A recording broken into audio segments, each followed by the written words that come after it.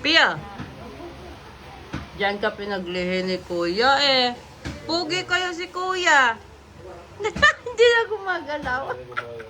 Okay lang kaya to, pawis?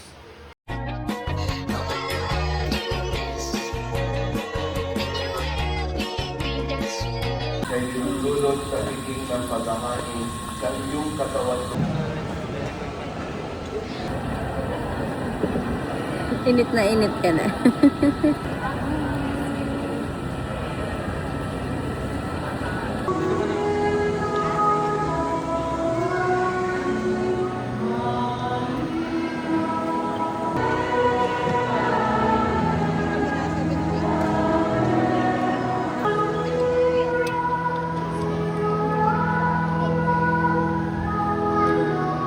Bago na rin pala yung mga paint nila. Oh.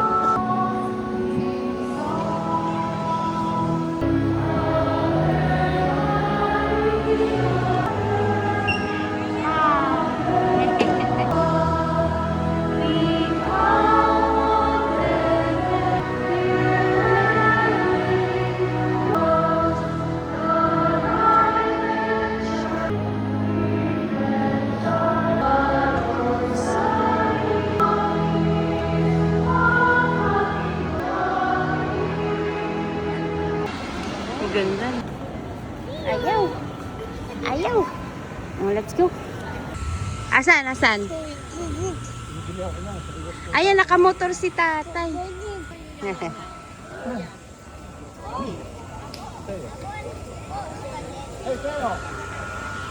Ay no, taho.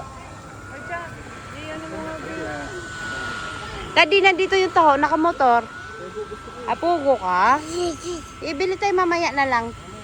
Oh, sige. Dito tayo una. 1,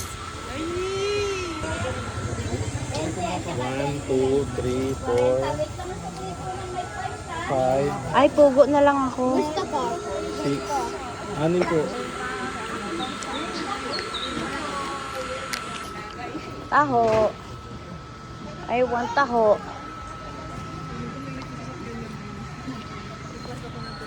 Tao ka, Pia? Taho. 1, Si 2, 3, 4, 5. taho.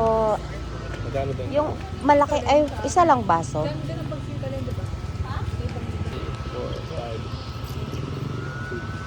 6. Sayang, no? Ibang taho ka? Yung 30, may 20. Ay, ito. Yung 20 na lang na ano, pag ilang piraso? 7? 7.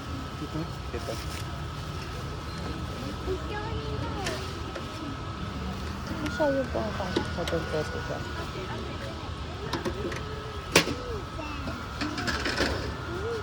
May straw ka.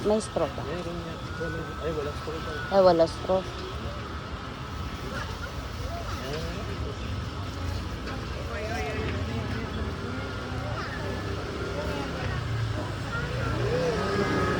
Thank you.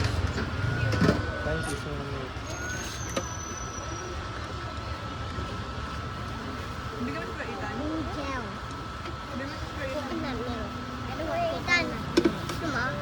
Patulungan ka ng siko ko, ha? Hindi ba? Taho ako eh. Taho daw ka. Sweet din yan eh.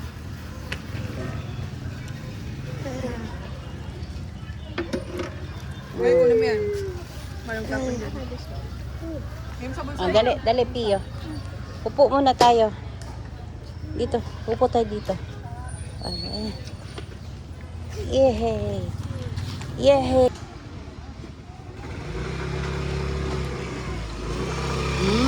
Yummy taho. Oh, ate.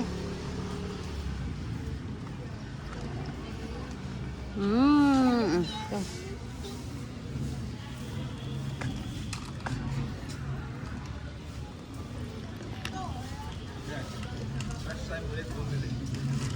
Bagita. Sampak kayo na sereno. Hawakan mo muna. Kasi kumakain sila ng ano. Lagi.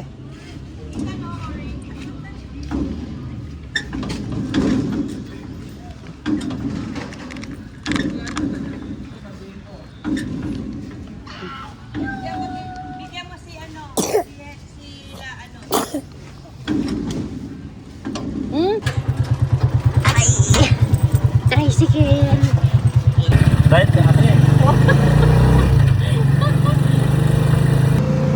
Wala akong ID ba eh. Eh? Asan lisensya?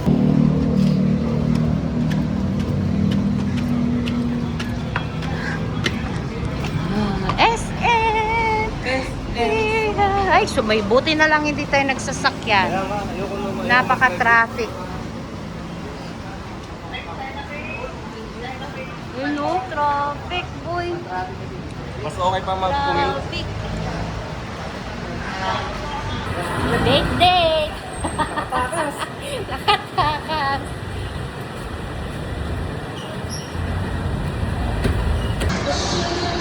Dapat yung kita yung yung dalbuwal sa back. Yeah, it's okay. Naiinis lang ako dito kasi pag mamaya, wala na sila Papakita ko kay Pio. Hi guys! Gagala kami. Namin, mag-music ka.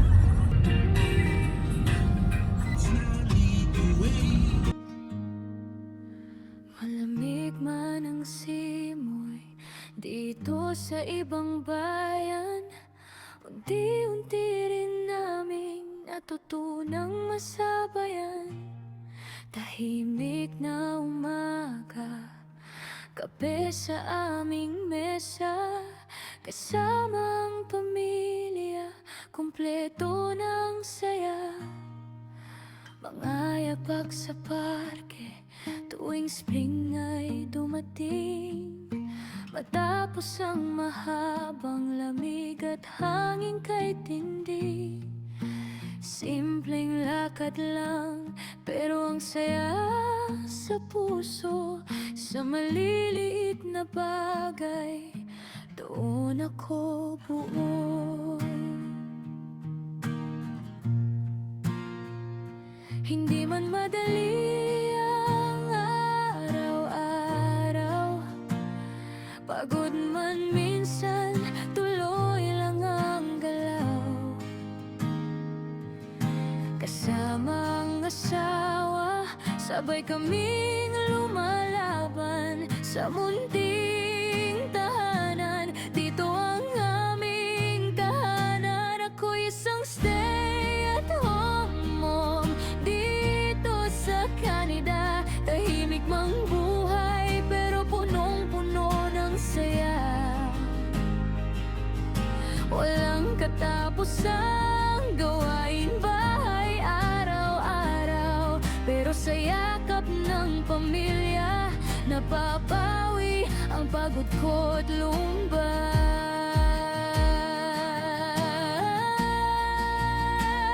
Hindi man marangya ang buhay na meron kami, basta't magkakasama, sapat na sa sarili. Sa bawat simpleng sandali, pusong nagpapasalamat. Meron lang kaming aasikasuhin sa dati niyang work. Tapos, after dito ay pupunta kami ng Intramuros. So, napakalayo yung biyahe kasi sobrang traffic talaga. As in, wala talagang pagbabago ang Manila. Parang mas lumala lang yung traffic ngayon. Nakakatakot. Ayoko mag-drive. Dati, kabisado ko magmaneho dito. Ngayon, hindi ko na talaga siya kabisado. As in, siguro natatakot ako. Sabi ko kay daddy, kung ako mag-drive, baka ang takbo ko 20-30 lang. Kasi dumadami na din yung motor. Ang daming motor, tapos hindi nagbibigayan. Tapos kailangan mo talagang sumingit para lang makapasok ka sa kalsada. Yun lang ang mahirap dito sa Manila talaga.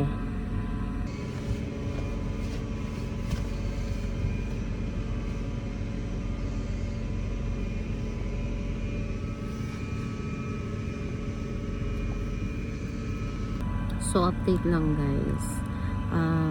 Nung nakaraan pala ay nagtatay si Pio. Nagkasakit siya, nagtatay at saka nagsusuka.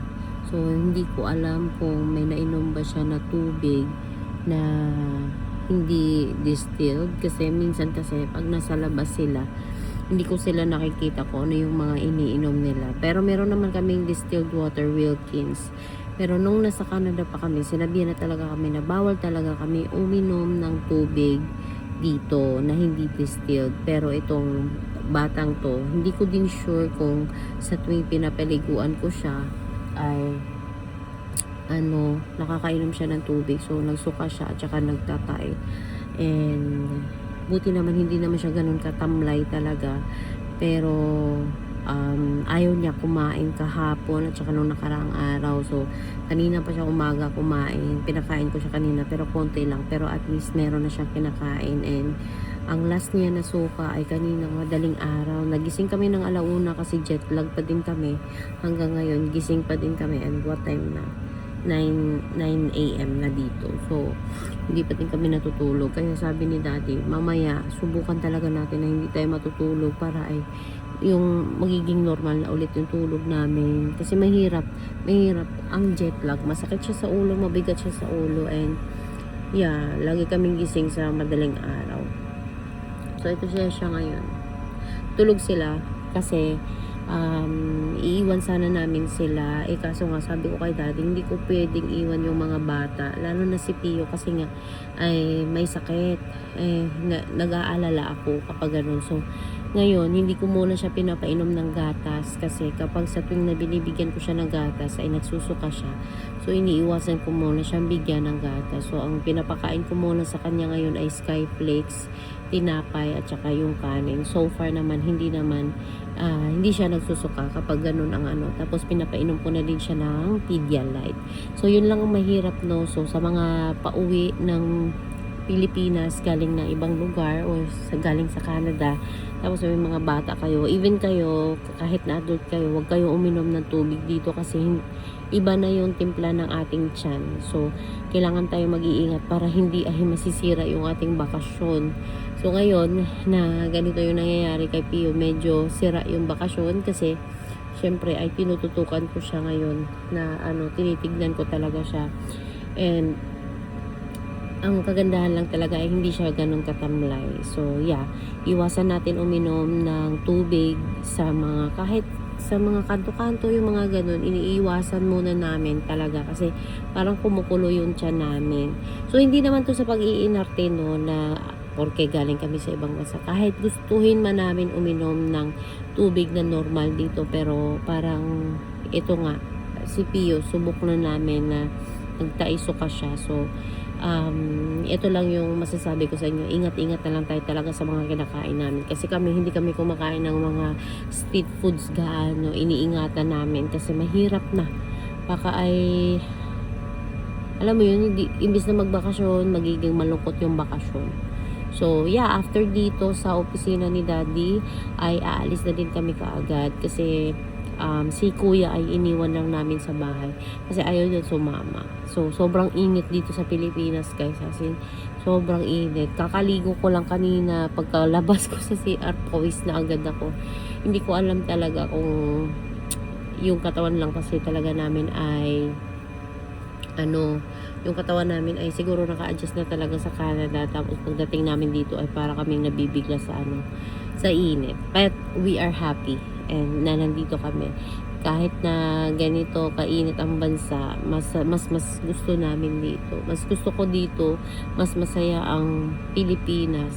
Set aside na natin yung government kasi wala na tayong magagawa dyan, pero the best pa din ang Pilipinas. Usok tong Beno, yung pollution, yung parang foggy siya.